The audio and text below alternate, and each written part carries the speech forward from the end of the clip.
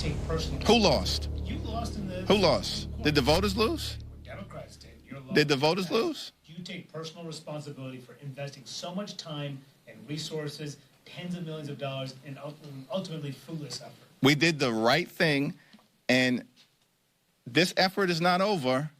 It's just getting started. Ladies and gentlemen, welcome back. So what we have here is Hakeem Jeffries, also known as Timo Obama, having a complete meltdown on camera because a reporter asked him about the stunt that him and the Democrats, they tried to pull in Virginia. Because remember, they tried to pass that illegal referendum where they tried to create that illegal redistricting map, and the Supreme Court of Virginia overturned it. And the reporter just asked him about it, and Hakeem Jeffries completely melted down on camera. We also have an update coming out of Tennessee where those rioters, the Capitol rioters, they've been stripped of their congressional duties, and a lot more that we're going to cover throughout today's video. Let us start with this video of Hakeem Jeffries realizing that they're cooked, that the Democrats, they're cooked for the 2026 midterms. Now he's trying to announce this 2028 grand plan, and also what he's trying to do as well is trying to wage war on the Supreme Court. Let us play this clip. And the big fight will be what happens in between 2026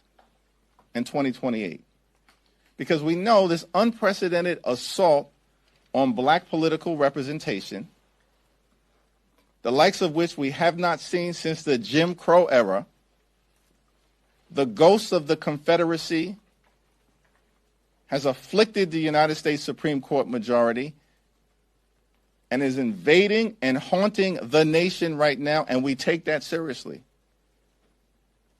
And we know it's going to continue, which is why Democrats are committed to launching a decisive and overwhelming response in advance of the 2028 election to ensure that it's the American people who are the ones who get to decide who's in the majority in the House, who's in the majority in the Senate, and ultimately in 2028, who gets elected as the next president of the United States of America. That is Hakeem Jeffries realizing that there's a huge possibility that the Democrats, they might lose the 2026 midterms. So what he's trying to do, he's trying to reassure his base that they're still in the fight, that they're going to try to fight for the 2028 general election and the other congressional seats. And here we have a CNN reporting on exactly what the Democrats, they're trying to do, which in my opinion, I think is pretty shady, but take a look at this reporting.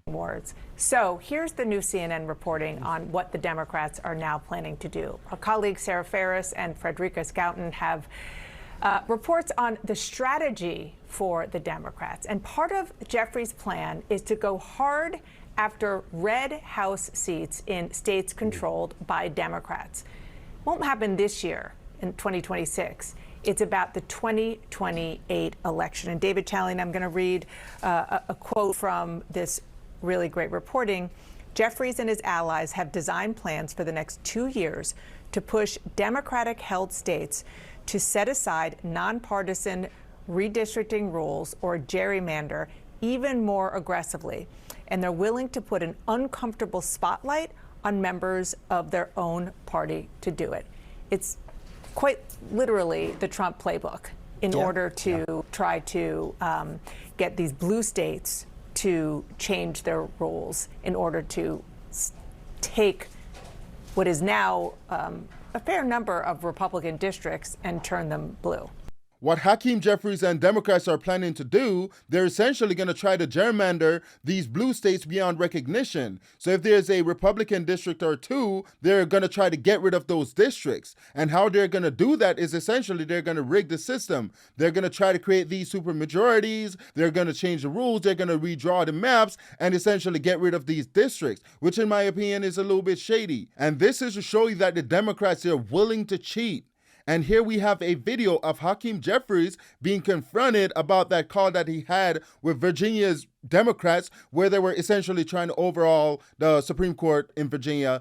Just to piggyback on that, though, can you confirm that you were part of a call recently with Virginia Democrats, and can you explain the nature of that call and whether or not you specifically discussed a proposal that would involve replacing the state Supreme Court as a means to trying to redraw the map in Virginia?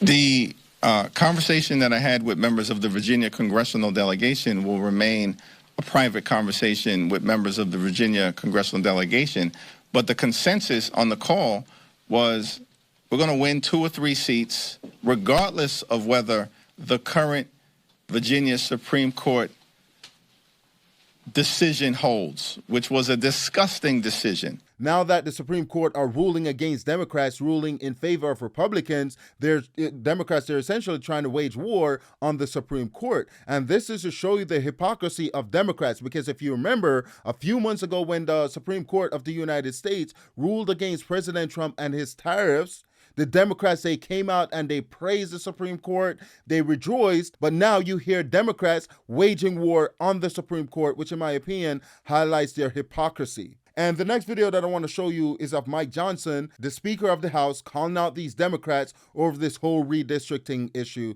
Play clip. Yes, the Constitution protects every American equally, and that's a very important concept for us to maintain. This is another fact.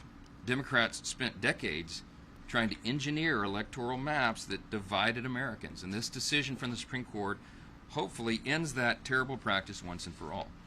We find it amusing that Democrats are suddenly concerned about fair congressional representation, they say, and I challenge those Democrats to raise those concerns with the Republican congressmen from Massachusetts, Connecticut, or Rhode Island. They'll have a hard time doing that, of course, because Democrats have gerrymandered Republicans completely out of those states. And in Virginia last week, the Virginia Supreme Court, of course, affirmed what Republicans believed from the very beginning. We fought hard to win that ballot initiative, and we invested there. But ultimately, we knew that it was a hastily drawn gerrymander that was unconstitutional. It was a power grab. And thankfully, the courts, restoring and upholding the rule of law, did the right thing there. Democrats, by the way, put all their chips in the middle on that one. You saw it. And they burned through countless goodwill with the people of the state of Virginia and elsewhere. That was Speaker of the House, Mike Johnson, calling out these Democrats for their hypocrisy, for what they've been doing for years, because they've been gerrymandering for years, and the Republicans are just fighting back. And because the courts are upholding laws, Democrats, led by Hakeem Jeffries, now they're waging war on the courts, which in my opinion is insane. And the next thing that I want to talk about is Tennessee, because what we had when the Tennessee legislature essentially got rid of that one majority-minority black district, you had a whole bunch of Democrats throughout the House, led by Justin Pearson. What they essentially tried to do, they tried to riot. They created chaos on the House floor, and now we have Tennessee legislator finally fighting back. Take a look at this reporting. And today, the Tennessee Speaker of the House of Representatives removed several members of the Tennessee House Democratic Caucus from all standing committees and subcommittees.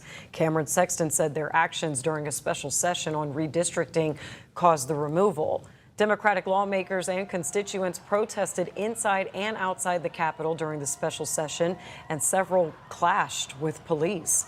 It is unclear which members were expelled, but several leaders announced their removals and shared their individual letters from Sexton on social media. This guy right here, that is Justin Pearson, and he's the main culprit of this entire thing. But fortunately, we're seeing accountability coming out of Tennessee. And if you don't remember exactly what happened, here we have a video of that guy, Justin Pearson, who thinks that he's the next MLK or one of these, people. Essentially, he's just a wannabe. But take a look at this disgusting video play clip.